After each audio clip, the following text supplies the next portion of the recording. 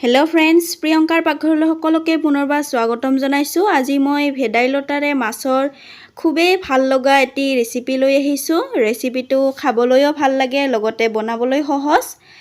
ৰেচিপিটো যদি চাই ভাল পায় তেন্তে এটা লাইক কৰি দিব, আৰু লগতে যদি মোৰ ভিডিঅ' প্ৰথমবাৰৰ বাবে চাই আছে তেন্তে চেনেলটো ছাবস্ক্ৰাইব কৰি কাষত থকা বেলটো চুই অল কৰি দিব।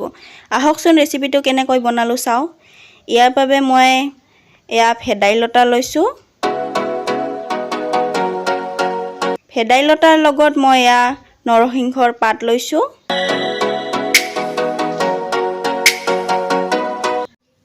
লগতে মই মচুন্দৰী পাতো 3খনমান ল'লোঁ।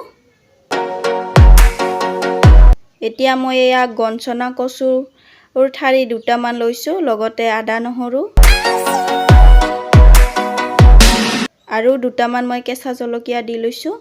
এতিয়া মই এইখিনি মিক্সিত পিহি ল'ম। এতিয়া মই কেৰাহীটো গৰম হোৱাত মই ইয়াত পিঁয়াজ দিছোঁ। এতিয়া পিঁয়াজখিনি ৰঙচুৱা হোৱালৈকে ভাজিব লাগিব।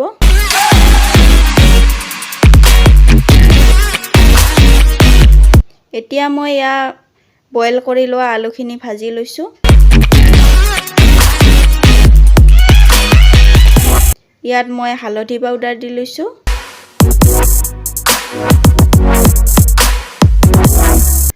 জিৰাৰ গুড়ি অলপমান,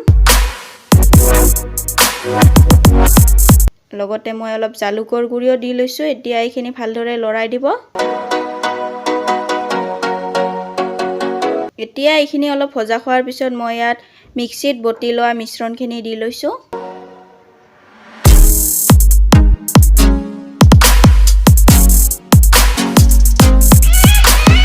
এতিয়া মই ইয়াত সোৱাদ অনুসৰি নিমখ দিছোঁ।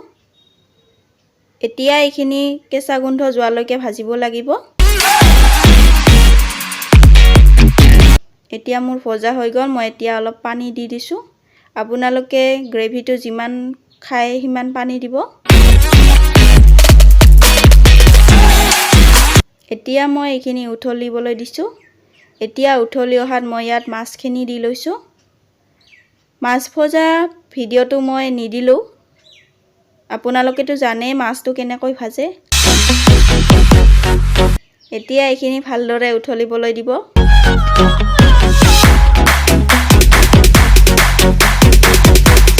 এতিয়া ভেদাইলতাৰে মাছৰ ৰেচিপিটো হৈ গ'ল। বনাবলৈ খুব সহজ নহয়নে? ভিডিঅ'টি শেষলৈকে চোৱাৰ বাবে বহুত ধন্যবাদ।